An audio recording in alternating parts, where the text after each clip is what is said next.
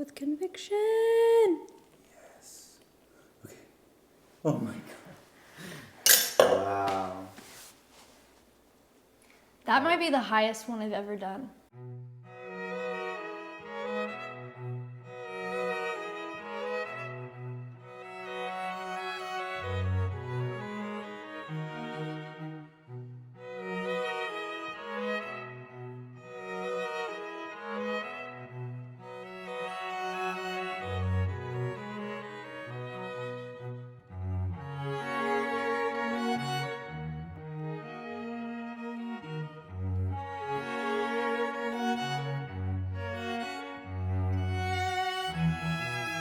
Oh wow.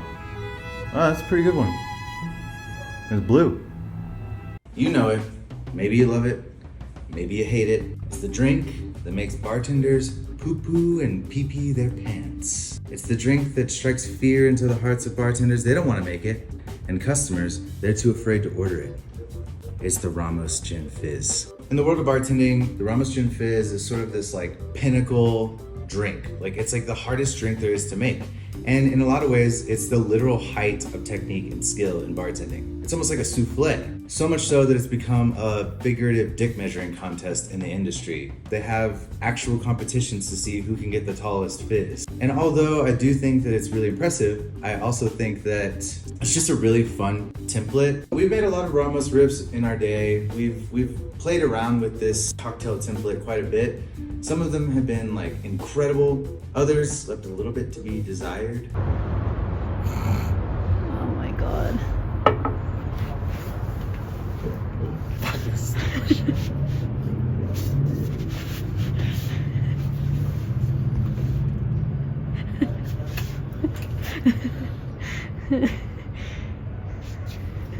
But once you get down the technique and the science and the confidence that it takes to master the Ramos Gin Fizz, it can open up an entire world of riffing possibilities. So that's what we're gonna do today. We're gonna talk about the Ramos Gin Fizz. We're gonna talk about the components, how to riff it, how to have fun with it. We're gonna make 3 different versions. Hopefully, we'll walk away with a newfound confidence. Ingredients. Let's talk about the ingredients. First and foremost is fat. A huge part of why you're able to get that beautiful creamy head and the creaminess in the Ramos that sort of makes it what it is, all comes from fat. And it specifically comes from emulsifying that fat into the cocktail. Heavy cream can kind of differ depending on where you are in the world. Double cream or 33% fat cream is perfect.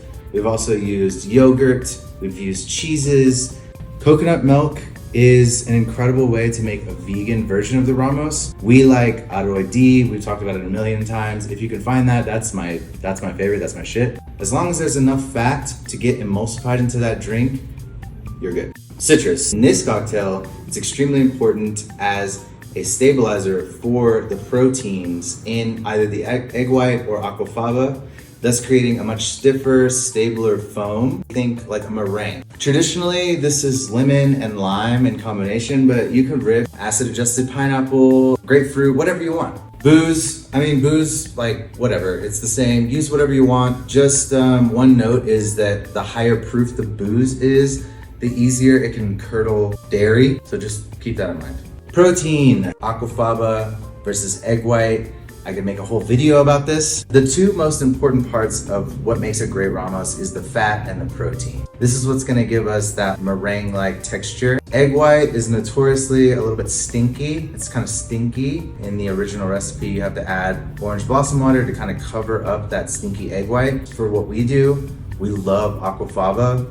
It's just better in every way. It's a more sustainable option and less stinky. And oftentimes, if you get it from a can, has just a little bit of saltiness that can help boost the flavors in the final drink. Additionally, while providing that silky, beautiful texture, egg white and aquafaba can help soften tannin. If you're using something like a whiskey or wine or black tea, this can soften those tannins as well, so just keep that in mind when you're riffing.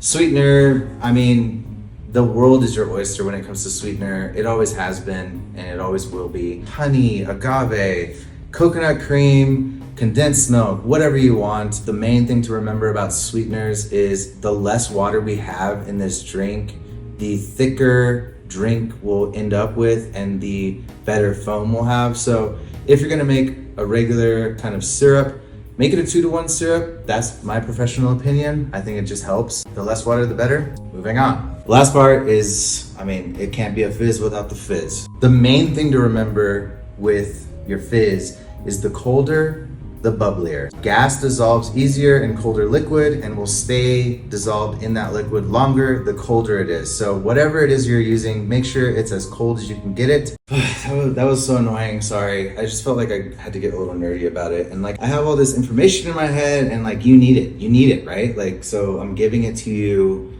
and, you know, fucking subscribe to my channel.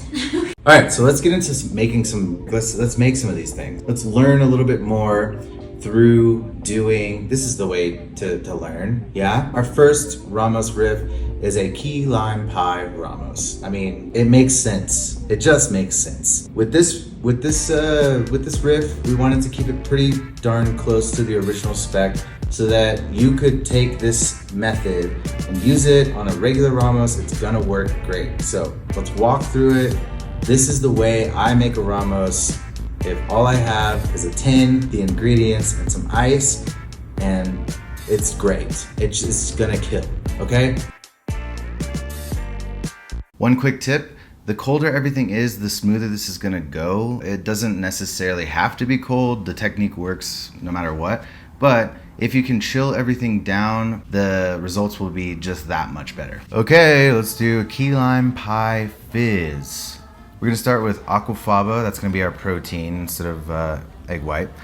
And then we're gonna top that with 2-to-1 rich cane and coconut water syrup. Heavy cream is our fat. We're gonna add some citrus gin and swap our orange blossom water for vanilla extract. A couple drops of saline. And for our citrus, we're gonna be using key lime juice, duh. We're gonna add that last just to make sure that we don't curdle our cream prematurely. And then we're gonna add a large, about 45-gram ice cube to the tin. I'm gonna shake this vigorously until it's completely dissolved. And what this is doing is it's diluting, chilling, and whipping the drink kind of all at the same time. This is gonna eliminate us having to do like a dry shake, a wet shake, rigmarole, yada yada. Once it's fully dissolved and you can't hear the ice bopping around in the tin anymore, you're gonna pour most of the cocktail over some really cold soda water up until it hits the rim. And then we're gonna wanna let this rest for at least 1 to 5 minutes. This is best done in a freezer, but it's not necessary. Once the head is fully formed, we can go ahead and top this with the remaining cocktail. And if you have to add a little bit of soda to it to get enough volume to get that head where you want it to be, that's fine. But the key here is that we're wanting to pour the cocktail liquid, which is a little bit denser, and instead of just straight soda, that's gonna sink down into the cocktail and push up that light and airy foam above the rim. And there it is. We're gonna garnish this with some graham cracker dust and lime zest, and that's the key lime pie fizz, made in the OG method, the very good way. Ramos number 2. All right, this one might be my favorite. This, honestly, I think this is maybe my no shaking. The Immersion Blender is gonna do all the work for us. You gotta make sure you do it in the right order, but it's amazing. So listen up, bucko. All right, let's move on to the matcha yuzu fizz. For this one, we're gonna add aquafaba, rich coconut syrup, yuzu juice, gin, and a bar spoon of matcha powder. We're gonna immersion blend that for like 10 to 20 seconds, just to get that aquafaba like nice and frothy. And then and only then can we add our heavy cream along with 5 or 6 small ice cubes. We're gonna blend that until it's fully dissolved, diluted, and nice and cold. And we can kind of move forward like we did before. Pour this over soda water, reserve a little bit, wait a few minutes for that foam. We're gonna pour the remaining cocktail over that head, get that nice lift, and sprinkle a little bit more matcha powder. This is my absolute favorite method, no shaking involved, and it works great with any kind of Ramos riff. Our last and most annoying method is the Ramos FIZZ-LADA in an ISI cream whipper. And you know what? For a device whose only job it is in the entire world is to whip shit, this should have been easier and better. but it just wasn't as good. And maybe it's me, maybe you can tell me how to fix this, but like the bubble structure was a little loose. It had a little bit of a metallic taste from the gas, and it made like jumbo Ramos boys, and it was just kind of annoying altogether, but it worked, I would say. So, you know, I thought, let's just throw it in here. It's an option for you. If you want to look into this, then go for it. All right, last one we're doing is a PIñA FIZZ-LADA in the ISI cream whipper, a pinch of salt, cream of coconut, aquafaba, heavy cream, and coconut milk. So we got lots of different fats here.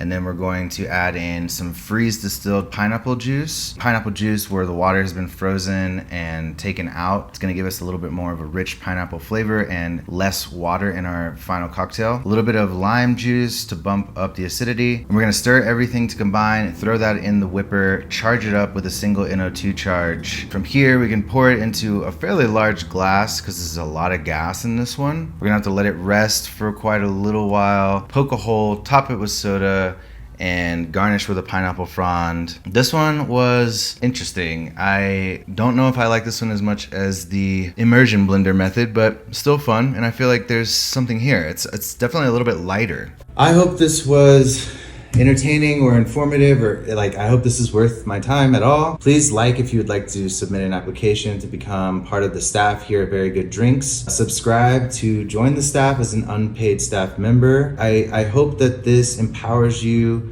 to make Ramoses, to riff the Ramos, to impress whoever it is that you have to impress, even if it's just yourself, because self-love is important. So thank you, like, subscribe, and I'll see you guys next time. Cheers.